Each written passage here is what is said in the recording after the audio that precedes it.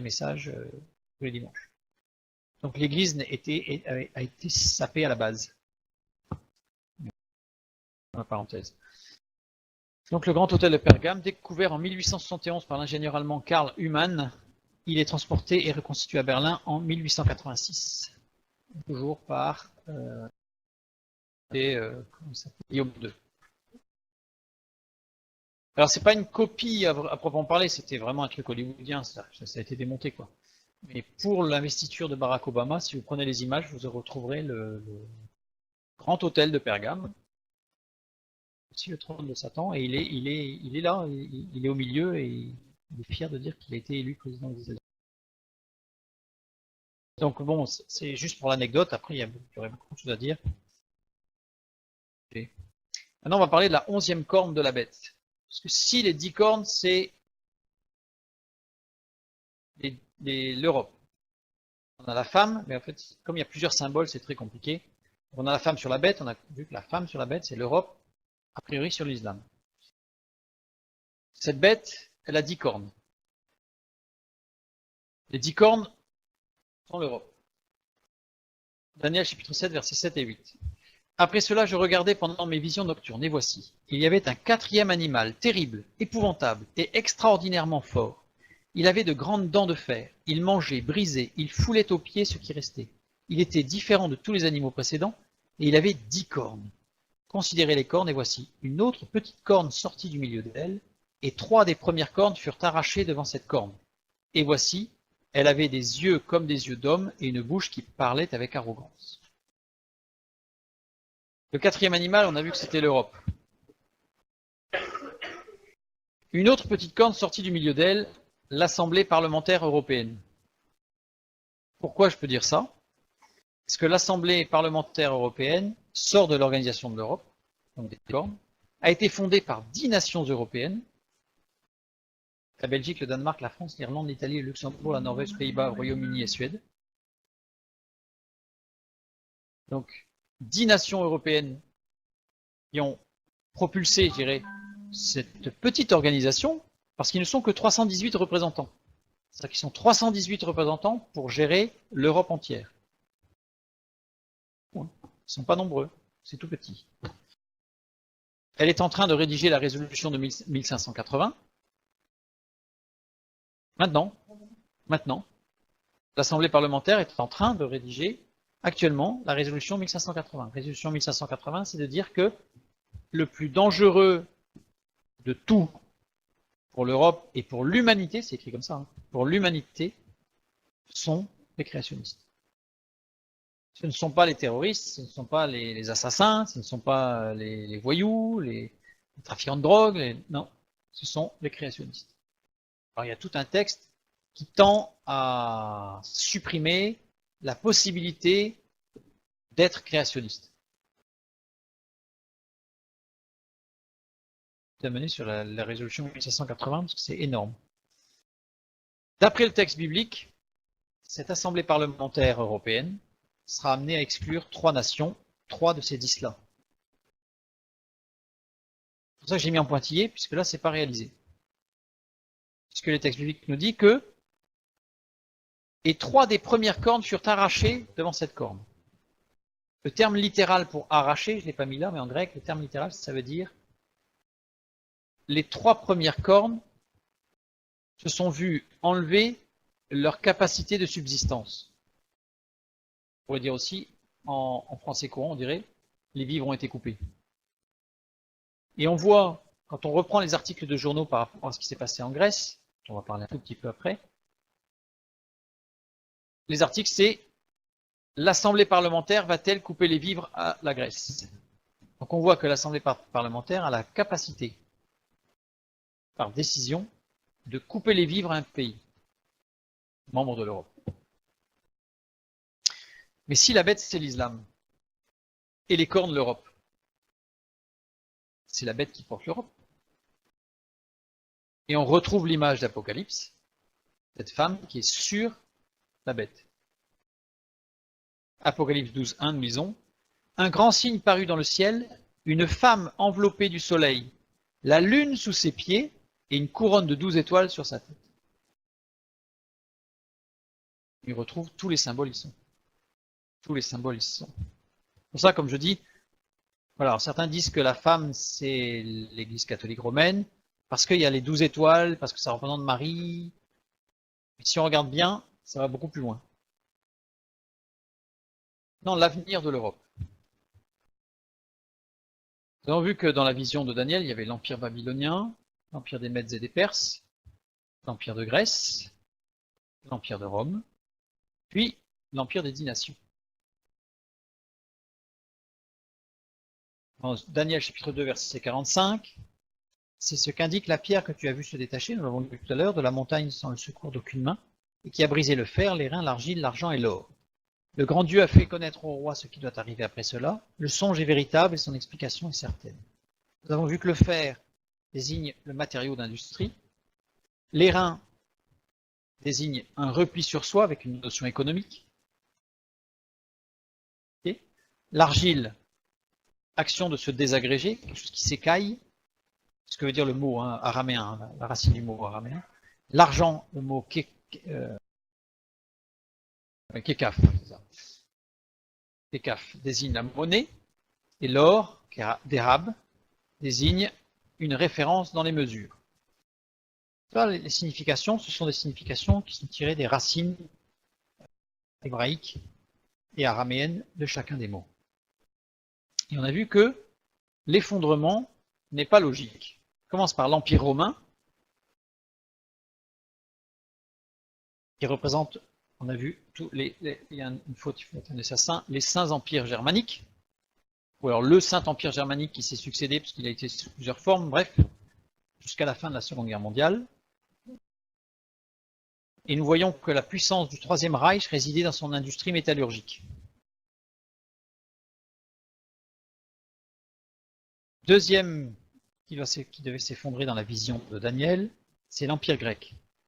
L'Empire grec, la Grèce. Effondrement économique. Donc prophétiquement, désigne un repli sur soi avec une notion économique. Le troisième, c'est l'Empire des 10 nations, c'est-à-dire l'Europe. J'ai mis les pointillés, parce que ce n'est pas fait. Là, on est sur l'avenir de l'Europe. Une désagrégation de l'Europe. Ensuite, on a l'Empire Mèdes et Perses. C'est le Moyen-Orient. Avec, d'après le sens ici des mots, un problème financier. C'est-à-dire que, en plus, il faut savoir que le siège de l'Empire Mèdes et Perses, c'était l'Iran. C'est l'Iran. Il y a eu un embargo financier sur l'Iran pendant une année ou 20 ans, qui vient juste de s'ouvrir. C'est-à-dire que ce sont des dizaines de milliards de dollars qui reviennent sur le marché par l'Iran. L'Iran étant l'un des moteurs de l'expansion de l'islam, donc de la bête. C'est l'Iran. Ça a toujours été l'Iran. C'est pour ça d'ailleurs qu'il y avait eu l'embargo. Donc on voit bien que on voit bien se profiler la prophétie biblique sur l'aspect financier très important de ces pays-là du Moyen-Orient. On le voit aujourd'hui. Séduction de cet argent facile qui arrive. Et le dernier empire qui devait s'effondrer, c'est Babylone, l'empire de Babylone. L'empire de Babylone, c'est l'Allemagne. Et aujourd'hui, on voit que c'est l'Allemagne en tête qui tient l'Europe. Alors nous, on va dire qu'il y a aussi la France, parce que quand même. Et on voit bien que le moteur, le pilier de l'Europe, c'est l'Allemagne. Perte de référence d'après le texte biblique. C'est-à-dire qu'en fait, la référence allemande va s'effondrer. C'est le dernier point. Ah bah à la fin, c'est beaucoup plus condensé. Ça se condense énormément. Pourquoi l'effondrement économique de la Grèce? C'est-à-dire que là, on a du mal à voir. On peut comprendre l'Empire romain pour passer à l'Europe, mais pourquoi à un moment donné, la Grèce va s'effondrer? s'est effondré. Enfin, la prophétie disait que ça devait s'effondrer, donc maintenant elle s'est effondrée. Enfin, elle est en cours d'effondrement.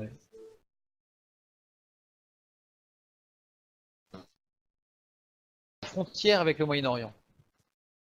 Avec la Turquie, donc là on est à la frontière de l'Europe. On sort de l'Europe. Donc la Turquie, par rapport à tout ce qui se passe avec l'islam extrémiste de Daesh et autres, pas très clair. Pas très clair. Donc en tout cas, la Grèce est en limite frontalière avec la Turquie. Alors pour bien comprendre, il faut savoir que l'Europe est construite sur trois piliers. Trois piliers, donc on fait rapidement, on ne va pas les étudier. Mais le premier pilier, entre autres, est une politique d'immigration, une politique sociale et une politique d'asile.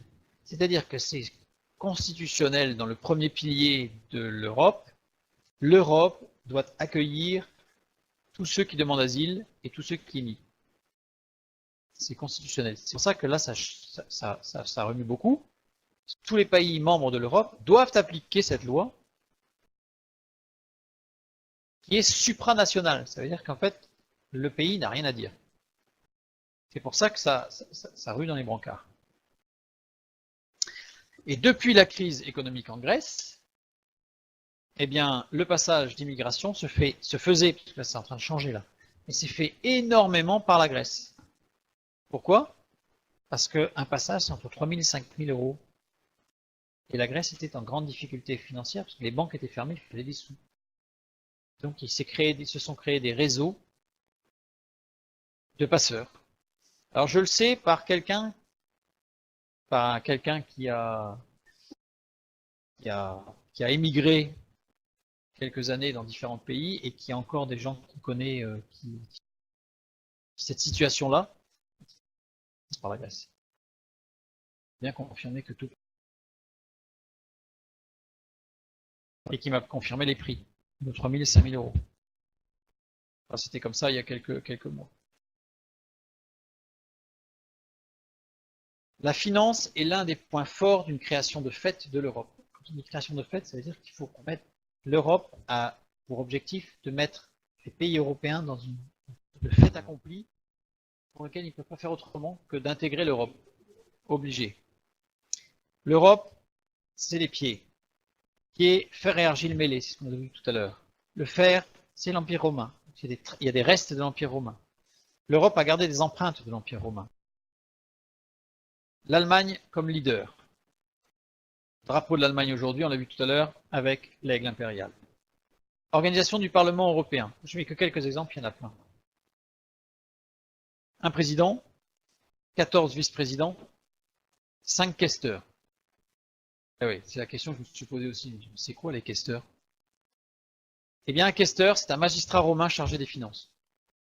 Oui. J'ai pas compris. Le drapeau officiel, il y a l'aigle. Si on va sur le site, sur les sites internet, ça on verra le drapeau officiel, il y a l'aigle. C'est ça qui est aussi très curieux, c'est qu'on a énormément de symboles qui sont officiels. Si on va sur les sites officiels, on les trouve, mais qui ne sont pas officiellement utilisés. C'est curieux. C'est comme la tour de Babel pour l'Europe. La tour de Babel, si on va sur le site officiel, c'est dit, voilà, rapidement, brièvement, il ne faut pas non plus étalage, mais c'est tout. Par contre, on ne le voit jamais. Donc les 5 questeurs, sont les magistrats romains chargés des finances. À l'époque de Rome. À l'époque de Rome, ça s'appelait les questeurs. Et aujourd'hui, on a encore 5 questeurs. Alors imaginez quand même que sur l'organisation du Parlement européen, il n'y en a que 5 questeurs chargés des finances. Évidemment, c'est pas eux qui gèrent tout, hein, évidemment. Mais ce qui est très impressionnant, c'est que c'est la petite corne. C'est-à-dire qu'il y a très peu de personnes qui gèrent beaucoup de choses. Ça passe par des circuits de dilution et repartir s'élargir. C'est ce qui fait d'ailleurs que c'est une sorte d'administration très difficile à contrôler et à remonter. Parce qu'en fait, pour arriver à ces 5 questeurs, il y a toute une organisation avant qui fait que c'est noyé d'avance. Noyé d'avance. Et la résolution de 1580 dont on a parlé tout à l'heure, contre le créationnisme, c'est une résolution qui pareil, est impossible à attaquer. Il y a très peu de personnes qui la gèrent, mais elle est impossible à attaquer, parce que c'est dilué en fait. C'est fait pour. Une monnaie unique. Alors, la monnaie unique, j'ai mis denarius. C'est-à-dire que depuis Charlemagne, et même avant Néron, on remonte à l'Empire romain, on a vraiment des traces de l'Empire romain, on a voulu garder la monnaie unique pour l'Europe. Le denarius qui a donné le denier en Occident et qui a donné le dinar dans les États arabes. Le dinar que l'on retrouve partout dans les pays arabes vient du denarius romain. Et en Europe, nous avons l'euro, qui au début devait s'appeler l'écu. L'écu étant un acronyme, l'acronyme de European Currency Unit. L'écu a existé au Moyen-Âge, parce qu'en fait, l'écu était l'équivalent du denier, sachant que l'écu, c'était le denier en or ou en argent, selon les époques. Sous Louis XI, c'était de l'argent, me semble-t-il, et après, c'est passé à l'or. Mais en fait, c'est toujours... Non, c'était l'écu. Mais l'euro a failli s'appeler l'écu. Il ne s'est pas appelé l'écu, alors c'est la petite histoire, parce qu'en allemand, ein Kuh, ça veut dire aussi la vache. Ça s'écrit pas pareil, mais ça veut dire la vache. Donc du coup, c'est Helmut Kohl qui a dit que non, c'était pas possible d'appeler une monnaie la vache. Enfin, phonétiquement, ça faisait la vache, à l'écriture, ça n'était pas, mais on ne collait pas. Donc c'est pour ça qu'ils sont partis sur l'euro au départ. Il me semble que l'écu, c'est Valéry Giscard d'Estaing qui avait donné de l'écu, il me semble. Aujourd'hui, l'euro est la première monnaie d'échange au monde. Depuis 2006. 2006, tous les échanges commerciaux, il y a plus d'échanges commerciaux en euros qu'en dollars. L'un des credos de l'Europe se construit sur une phrase qui est répétée depuis les années 50. L'Europe ne se fera pas d'un coup, ni dans une construction d'ensemble, elle se fera par des réalisations concrètes créant d'abord une solidarité de fait. C'est ce qui est écrit partout. Comme on en a parlé la dernière fois, je remets cette image. C'est l'image que nous trouvons sur nos chéquiers, les lignes qui forment là où on écrit les sommes en toutes lettres ou à l'ordre 2 ou le lieu géographique A ou la date. Ce ne sont pas des lignes pleines, ce sont des petites phrases écrites toutes petites. Si on prend une grosse loupe ou un très bon scanner, on peut lire ici, c'est écrit en fait sans espace entre les lettres. L'Europe ne se fera pas d'un coup, ni dans une construction d'ensemble, elle se fera par des réalisations concrètes, créant d'abord une solidarité de fait. Donc, ça se répète en permanence. Facile à vérifier. En grosse loupe, tu peux regarder. Donc l'Europe aujourd'hui n'est pas une construction anodine, puisqu'elle s'inscrit complètement dans la suite logique et surtout dans les prophéties bibliques du livre de Daniel et du livre de l'Apocalypse.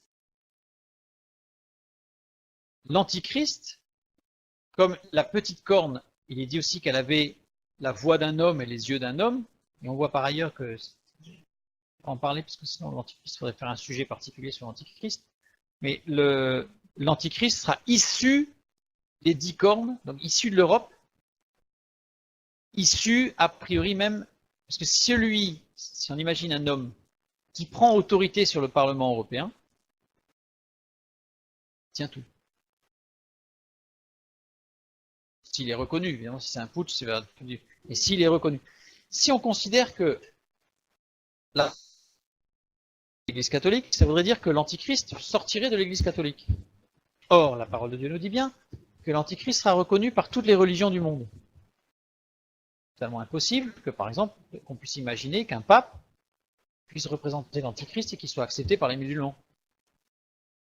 Par contre, si c'est un homme politique qui vient établir la paix, comme il dit la parole de Dieu, et l'équilibre financier, etc., sur la terre, et qui sorte de l'Europe, vu les alliances qu'il y a, parce qu'on a vu que l'Europe, ça va beaucoup plus que l'Europe, des alliances qui sont faites avec le continent américain, avec les Russes. La Syrie aussi, je n'ai pas beaucoup parlé, mais la Syrie joue énormément un rôle très important, même encore aujourd'hui, hein, malgré le fait que la Syrie soit un... Mais dans tout ce qui se passe au niveau géopolitique et géostratégique, joue encore un rôle important, puisqu'il y a toujours eu un lien très important, et avec le nord de l'Afrique aussi, et le Moyen-Orient. Donc tout ça pour dire que l'Europe est une sorte de nœud, et on est... Alors quand on dit... Je voulais finir sur l'Antichrist. Donc l'Antichrist sera certainement un homme qui sera sorti de l'Europe, sorti du Parlement européen. Alors après, c'est juste... Là, c'est une déduction que je donne. Mais si cet homme, cet Antichrist, doit être reconnu par les pays, par l'islam, les pays musulmans. C'est-à-dire que cet homme sera forcément d'ascendance musulmane. Donc son père sera forcément arabe musulman. Il ne peut pas être reconnu comme étant le Mahdi. Le Mahdi, c'est le Messie, puisque il sera reconnu comme le Messie. Si il sera reconnu par les Juifs, donc s'il est reconnu par les Juifs, ça veut dire qu'il a une ascendance maternelle juive, ou grand-mère. Sa grand-mère aussi, c'est sa mère. Non, la filiation se fait par la mère juive. C'est pour ça que la venue de l'Antichrist est possible. Parce que pour les musulmans, la filiation se fait par le père, et pour les juifs, la filiation se fait par la mère. Donc si cet homme doit être reconnu par les musulmans, par les juifs, dans le monde politique et par on va dire, la chrétienté, tout est logique. Tout est logique. Donc l'Europe est extrêmement important de l'histoire de l'humanité, et on voit que les choses s'accélèrent, les choses se préparent, puisqu'on voit bien que l'Iran est libéré de la contrainte économique, de l'embargo économique. La parole de Dieu nous dit que c'est l'Iran et le monde Moyen-Orient qui vient après la désagrégation de l'Europe. Ça ne veut pas dire, d'après le texte biblique, qu'il va falloir que l'Europe soit complètement désagrégée avant que ça se produise. Ça veut dire que l'Europe va commencer à se désagréger. La preuve, c'est que la petite corne va déjà en éjecter 3. 3 pays. Ça veut dire ça va commencer il va y avoir le Moyen-Orient, et l'Europe sera complètement anéantie, c'est quand l'Allemagne va s'effondrer. Nous ne sommes pas dans la grande tribulation, nous ne sommes pas encore rentrés.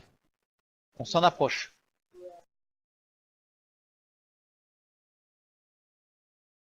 L'enlèvement va se produire avant l'arrivée de l'Antichrist.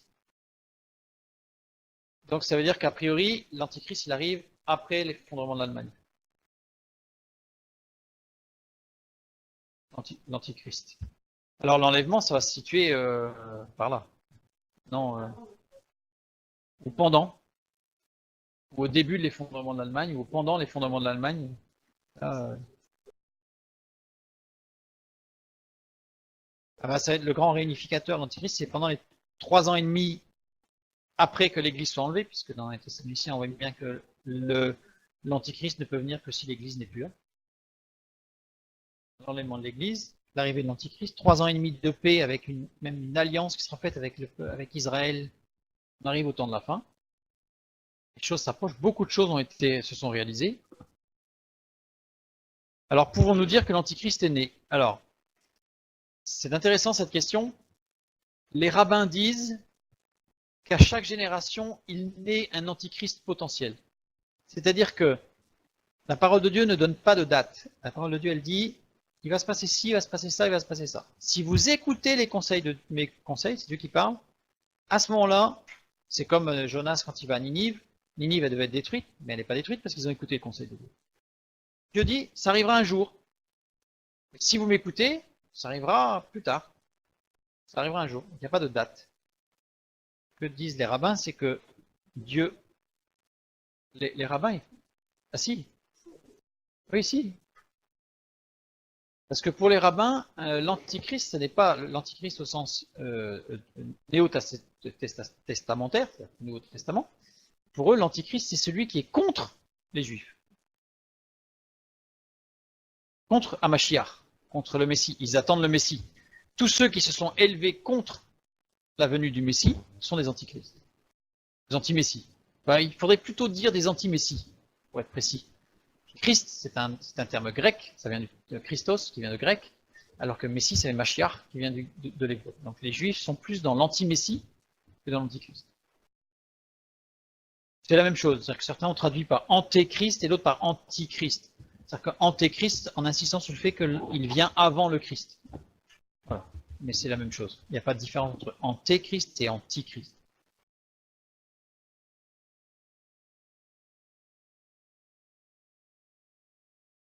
On aura une date qui nous sera donnée. À la limite, en mettant ça en avant, ça servait moins. Il n'y a pas de dates qui sont mises en avant, mais justement, Jésus nous dit, quand vous verrez ces choses, prenez garde, car, voilà, ça va arriver là. Ça va arriver. Donc voilà, on voit les choses se profiler, on voit les choses qui avancent. Donc prenons garde. Prenons garde. Allez, restons bien éveillés. Restons bien éveillés.